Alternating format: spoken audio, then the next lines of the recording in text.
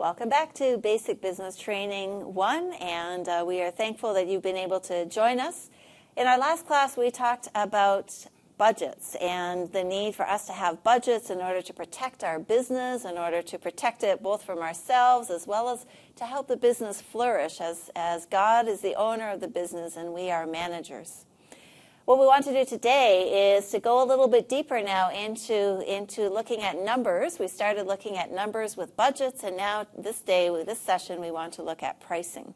And pricing, of course, is critically important for any business to understand how to set a price that is both good for you as well as for your customer, and that can sometimes be a difficult tension to try to figure out. But let's look at some scripture passages first, and we want to start with Proverbs 13, verse 11, which says that dishonest money dwindles away, but he who gathers money little by little makes it grow. And sometimes we want to be in a hurry to get money, and what we see is that sometimes if we get it in too quickly, we haven't learned how to manage it, and so God's desire, for most of us at least, I think, is to have it grow little by little. Proverbs 11, verse 1 says that a false balance is an abomination to the Lord, but a just weight is his delight. That word abomination is such a strong word, and I know the temptation to have unjust weights, to have weights that are not actual to what we are selling or giving, and so we want to keep in mind that if God is the owner, that the way we do this is important to him. But one of my favorite texts is Proverbs 30, verse 8, which says, "Keep falsehood and lies far from me. Give me neither poverty nor riches, but give me only my daily bread." And it goes on to say that if you give me too much, I may turn away from you. And if I don't have enough, I may be tempted to steal. And so we have to figure out for ourselves, how do we want to pray for God to help us financially or to work in and through us financially.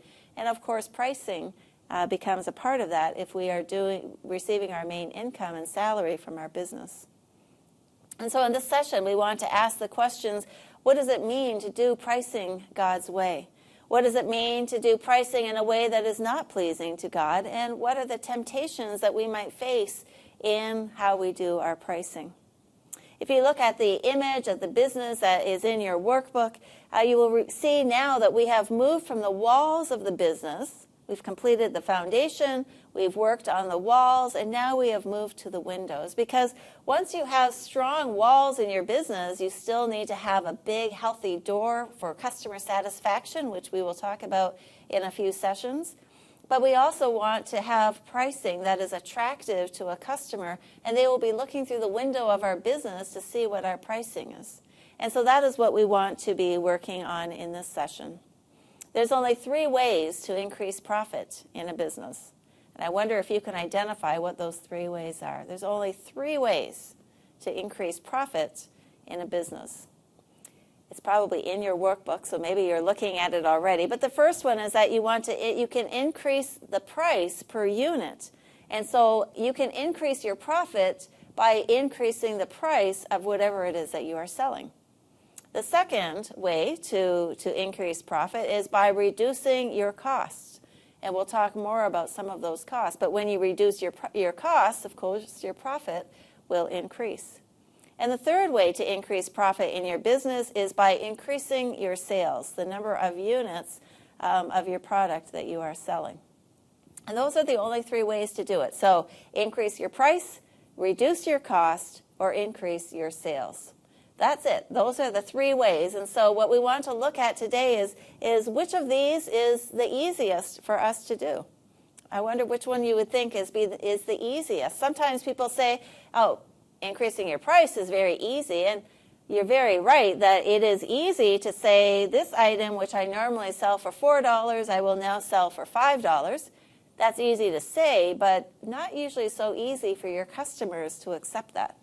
So you might be able to change your price, but it doesn't mean that people will actually accept that price. So it becomes a bit of a challenge because your customer has to make the final decision whether or not they are willing to accept that increase of your price. The second thing, reduce your costs, is actually something that is within your control.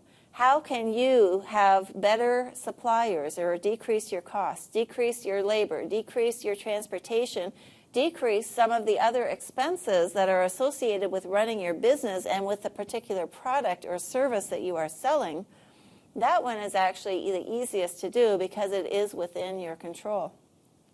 The last one, increasing your sales, meaning that you're selling more product, you haven't changed the price. That one sounds like it might be easy, but if we could increase our sales, we would certainly do that very quickly. It's not as easy to do as it is to say, to get more customers to come. You can put on different sales events. You can have, buy 3, get 1 free. We can have all these different schemes to help increase our sales. But again, we're dependent on the customers. And so reducing our costs, reducing our expenses is one of the easiest ways of those 3. But in order to do that, we have to know and understand what our costs are and where we can make some of those adjustments. When we talk about pricing, we need to remember that pricing is not just numbers, but it's a strategy. Keep the end goal in mind. It's a strategy. Your price communicates a message to your customer. Your price communicates a message both about the value of your product as well as what they would consider to be value for the worth of your product. And so there's a strategy to it. The marketing figures into that as many of these things do intersect with each other. We need to think about the price per unit, which is also called the selling price, and the message that it does convey. Do you want to think about availability? Do you want to think about trendiness? Do you want to think about quality? What do you want your customers to think about when they think of your price? Pricing, of course, determines your profitability, and a good pricing strategy maximizes profit while providing the greatest possible value to your customers. And so that's exactly where the tension is. You want to provide the best quality to your customers at a price that they are willing to pay. You also want to maximize your profit so that you can continue to do the things that you believe God is calling for you to do in and through your business. And so when you think about pricing, there are a few things that your price has to do. It has to cover your costs.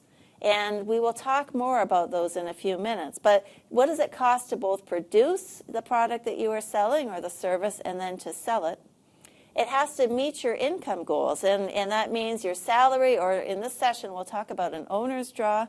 And so what are your income goals? And the price has to be able to cover that. Your price must make a profit for your business. If you are looking for your business to grow and you want to invest more in it to see it grow in capacity, and of course it must appeal to your customer and keep them coming back to your business. And so all of these things are things that we have to think through when we're talking about pricing. When we're talking about revenue, we are talking about the price per unit multiplied by the number of units sold. So when we're talking about a revenue, that's what we are talking. What is your price and how many units? So in the course of the month, we are looking at what is your revenue in a month. Those are the 2 items that we are looking at.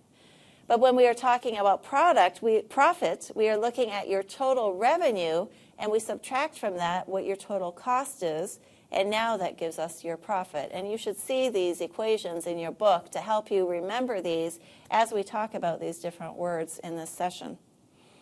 What are some common pricing pitfalls? I've seen a number of challenges that people have with pricing over the years, and there are some common mistakes that we can make. One is using competitor prices without making sure that they are profitable for your business. And that's a common one. I will never forget, I was teaching this class, and these 2 men came to class, and during break time, they realized that they were both wearing the exact same tie, and they compared the ties, and yes, it was the exact same maker of the tie. And one of them said very proudly, "I bought this tie for $10. And the other one said, "What? I got it for $1. And he was very happy that he only paid $1, and the other one paid $10 for his tie. And as they talked about it, they came to the conclusion that actually they both paid the right price. How can that be? The exact same tie, the exact same maker of the tie, and one paid $10, one paid $1. Well, what they came to realize is that the one that bought it for $10 bought it from a boutique, a shop that had air conditioning, that had security guards, that was on the main street, that had parking. The other bought it from a man who had a wheelbarrow full of ties, and he was walking around the market, and he was able to get that tie from that wheelbarrow for $1. That person with the wheelbarrow had very low overhead costs, and so his profit could be a lot smaller, and it probably was a used tie in that case. Whereas the one for $10, you were paying for the convenience of being able to find the shop. Very difficult to find the guy with the wheelbarrow. You were paying for the convenience of parking, the convenience of air conditioning, and because of that, the price went up. So in both cases, the price was right because of how the owners and their overall cost factored into the value of that tie. And so we can't use a competitor's price that says everybody's doing it, therefore I should do it the same way. I remember being in a village one time, and a woman was selling rice, and she had an actual store, whereas everyone else was selling in the market on tables. And her price was higher than the people in the market. And I remember people were grumbling, and you don't want to shop there. She's trying to steal from people. Well, what they didn't realize, of course, was that her overhead was a lot higher in having that shop. And what she said to me when I talked to her, she said, those people will be out of business at some point, but this shop is going to continue going. And so she knew that even though she had to charge a bit more to cover her costs, that she would be there for the long haul, and she was going to be protecting her investment in that shop. The second pricing pitfall is believing that it doesn't really cost that much to produce a product or a service without really doing the math. I've seen some people make some amazingly creative and beautiful things, and it costs them hours and hours. It takes hours and hours for them to make it, but they haven't really factored that into the sale of their product. And so they don't recognize that because it takes me 2 days to create this thing, that means I can only create maybe 10 or 15 in a month. That means my profit is going to have to be higher, and I have to factor that in. Otherwise, I may be doing this beautiful thing, but I will be operating at a loss. I can't cover my cost. The third one, of course, is guessing the price at which to sell a product. You really have to do your math and do your homework. Another pricing pitfall is setting prices lower than your competitors in order to get the business. And unfortunately, I've seen this a lot as well. Especially if you live in a negotiating culture, you may want to be able to get a contract. And it makes sense if you are just starting a business and you want to get your name and your reputation out there. You may be willing to do a project initially at below the cost. But you have to understand that you will be operating at a loss, and you can't continue to do that. And so you have to know what is your last price. What is the absolute bottom price that you will go to? Because if you go lower than that, you are endangering the business. And so you can't just say, I will sell it for whatever. I will just need to make the sale. You have to know at what point will you be jeopardizing the assets of the business. Another pricing pitfall is failing to anticipate increases in overhead costs. And I know that costs change and they fluctuate. And there's nothing more frustrating for customers than to see a price go up, down, up, down, up, down. The customers want some stability. And so we have to build in some of that stability as we think about the market fluctuations as it relates to transport or petrol, as it relates to the cost of electricity or the usage that we might have. You don't want to constantly be changing your price, or your customers are going to be frustrated. And so we have to anticipate, have some cushion in there, so that some days our profit may be a little bit more because the prices are lower. Other days our profit might be a little bit less because the prices are higher, but we've built in a cushion. We've built in a provision for that. Last thing, and sadly, this is the one that I have seen cause businesses to go down, failing to allow for repair, maintenance, and replacement of equipment. Having the price cover your equipment.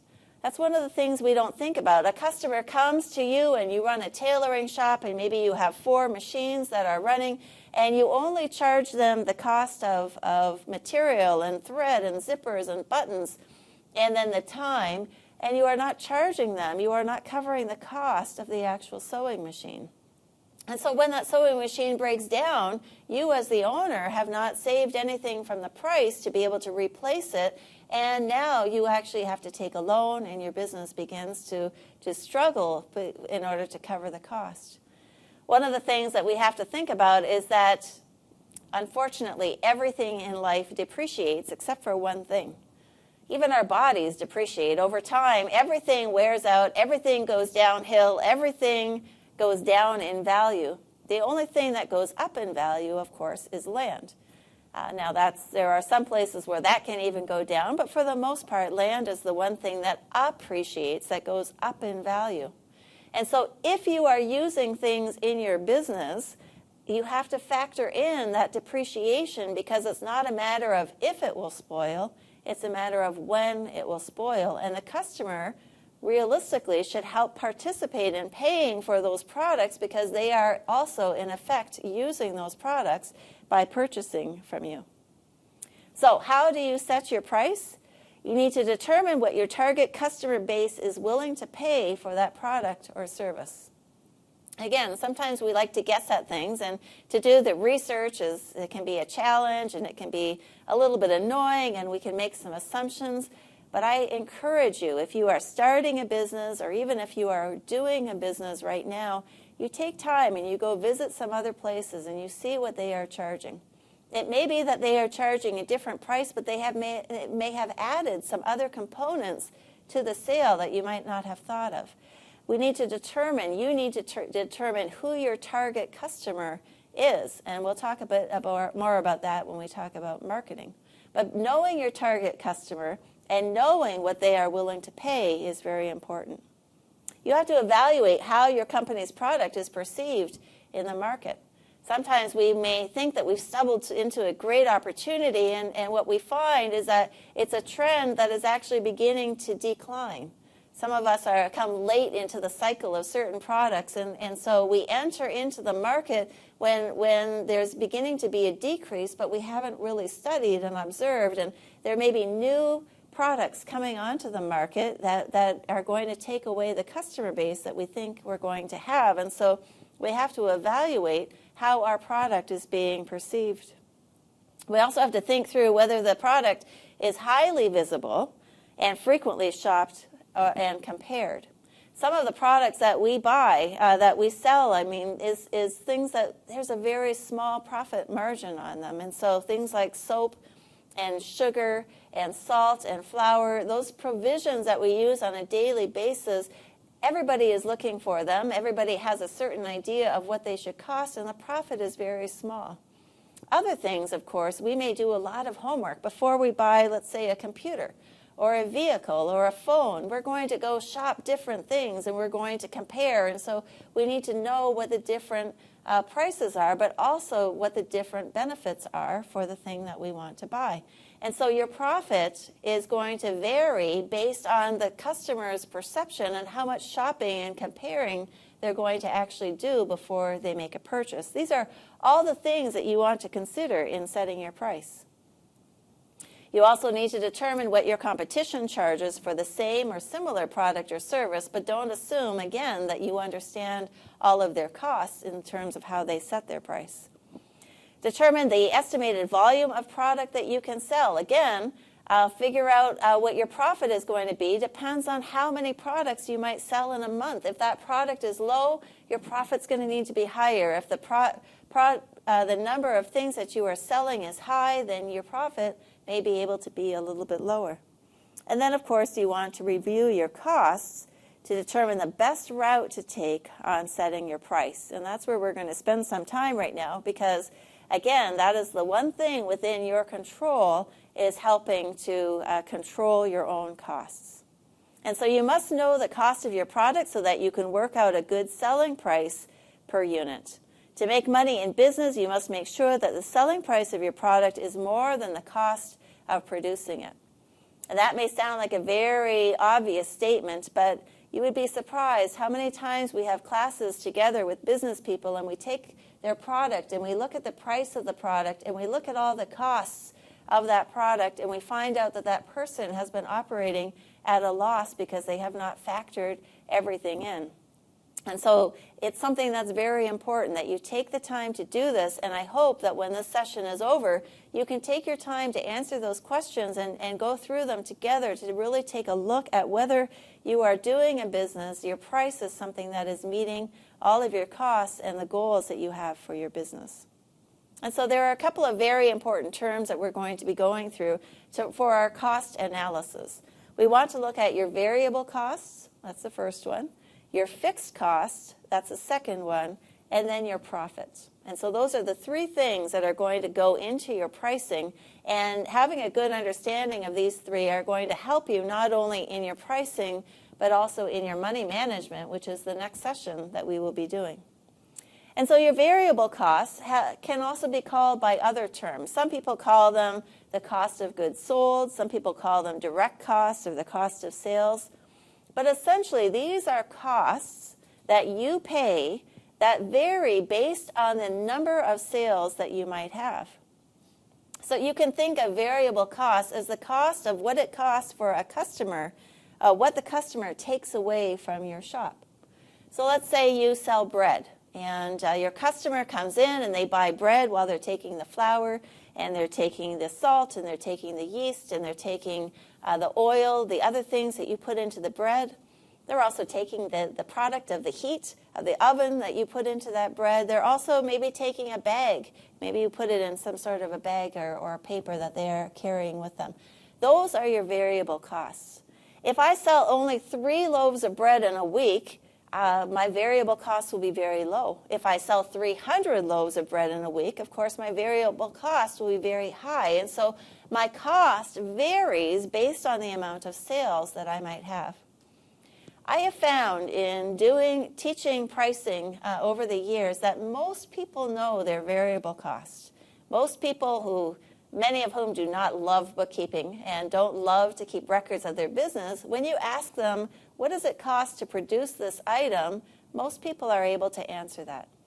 So the tricky one comes in on the next one, which is what we call your fixed costs. Some people call those overhead costs or indirect costs or administrative costs. And I'm just saying these words because maybe you've heard something and it sounds familiar. And so, yes, there are other terms that can be used.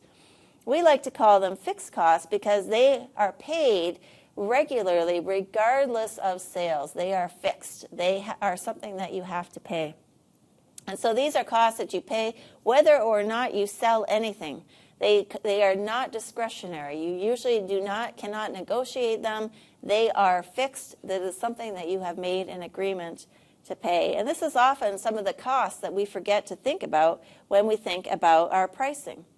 And so some of the fixed costs that we have to pay are the things I mentioned earlier in terms of overhead for that tie that was sold at a boutique.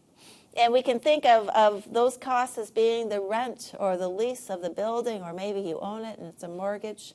The electricity that you might pay is a fixed cost. If you have security, that might be a fixed cost that you have to pay.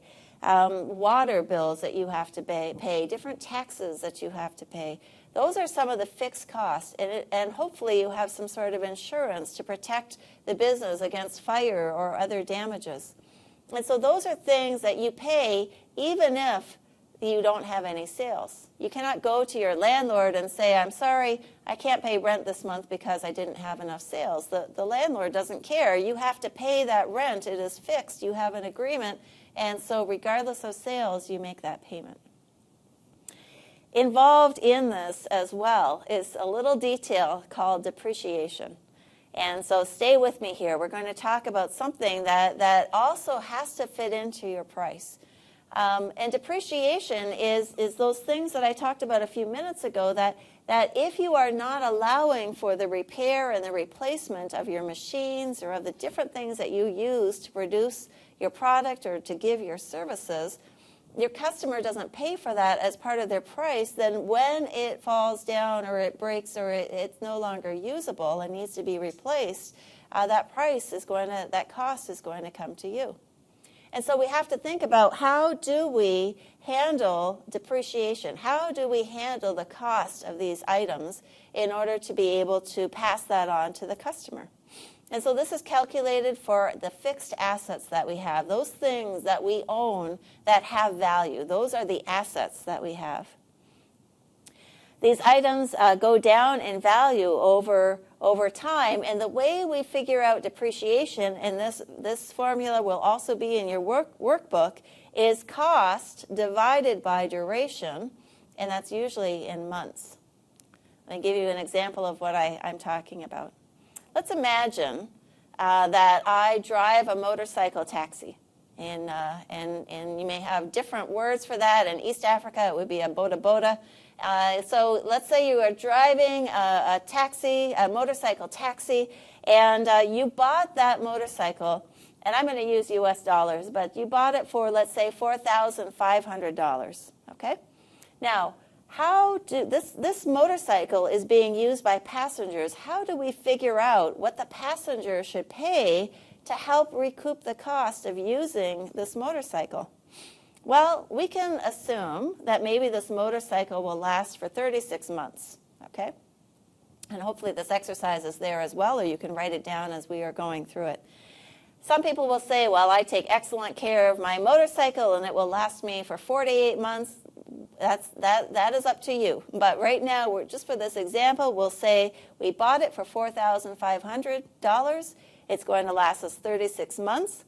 When you take that cost and you divide it by the duration, so 4,500 divided by 36, we see that that motorcycle is going to go down in value $125 every month. All right, so now we have something to work with. $125 per month is what we believe the value of that motorcycle will decrease by month.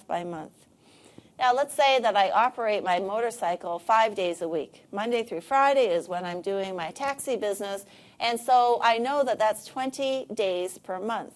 I take $125, I divide that by 20 days, and what I come up with is $6.25 every day. So the value of my motorcycle goes down $6.25 every day. I just need to know that. I need to keep that in my head as I remember that my motorcycle is not just my time and the gasoline and the oil that I put in, but it is also the business, is the motorcycle itself. Now let's say, again, and these are all rough estimates, that I have 10 customers per day. Maybe I have 10 riders per day. I want to take that $6.25 per day and divide it by 10. And essentially what I want to make sure is that every customer is paying me about 63 cents for every trip. And that should go for the replacement, the depreciation of this vehicle. And so this motorcycle will continue to go down in value, and I need to add that into my price in order to be able to replace that motorcycle when it needs replacing.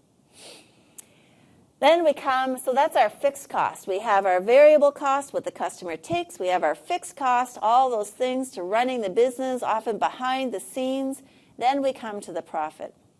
And there are several different categories that we see in profit that we want to be able to add to our price in order to achieve some of the goals we have. One of the things is that we may want some profit on the price because we have a goal to grow the business further. And so we add something to the price so that eventually we can grow and add a new product, or maybe we can add a new site or facility, or we can do some other business growth. Your profit also you can add to your price something for savings, because it's important for every business to have 3 months of savings of their fixed costs, so that if anything happens in the country, in terms of your own health, that you're able to continue the business, at least paying the fixed costs, even if you don't have sales. The other important part of profit, of course, is the owner's draw, and that is not the salary anymore. We want to move away from the business owner drawing a salary and call it what it is, which is a draw. You as the owner, you have the right to take money from the business. We don't call it a salary because a salary would imply that no matter how the business does, you need to get paid. And as an owner, you want to consider, if the business is doing well, then I can take my salary, what I have allowed the business to pay me. If the business is not doing well, I might take less 1 month, If the business is doing very well, I might take more than that amount to make up for the months that I took less. But that's part of the profit. You want to add that onto your price so that you are able to pay yourself what you need in order to help your family flourish. The third thing that people add on profit might be if they have a loan repayment. They may factor that into their price as well. And the last one is that they may tithe off of their business, or they may give business gifts, or they may give what is called corporate social responsibility. And all of those things are different things that you, as the business owner, need to decide whether you're going to add that to your price, whether that becomes part of your profit. There are some people that will choose many different things to add on to their price, and others who will just choose some of these things. But you will see in your workbook that there is a formula for pricing. And so the formula for price is this: your variable cost plus your fixed cost, which should include your depreciation, plus your profit. And your profit might be the business goals, the savings, and the owner's draw, and the other things that we might have mentioned. And so your price needs to cover all of those things if you want that price to do for you what you are looking for it to do. There's a formula that's in there that the price per unit is your variable cost plus your fixed cost with depreciation plus your profit divided by the number of units that you hope to sell. That's going to give you your price. And if the price per unit that you've calculated doesn't cover all of those items, then you will actually end up paying for it somehow. And so there's a worksheet. There are things that you can work through in your workbook that will help you determine your price. And don't be surprised if you have been forgetting to cover some things in your price for your customer. At that point, you'll have to decide whether to change your expectations or whether you can change your price. And sometimes we have had people realize that the price is higher than what people will pay, and maybe I need to look for changes in other areas. And so our hope and our prayer in this is that you will look very seriously and honestly at the prices that you are charging and take time to do the math. Use a calculator, get somebody who's good at math if you don't love math, and have them help sort out for you the price that you are using to make sure that it is both good for you and for the customer as well. Thank you so much for your time in this session. In the next session, we are going to do money management. And by this, we will now take what we have learned from pricing and be able to put it into money management so that we can be a good steward of what God has given us. Thank you so much for your time in this session. God bless you, and we will see you next time.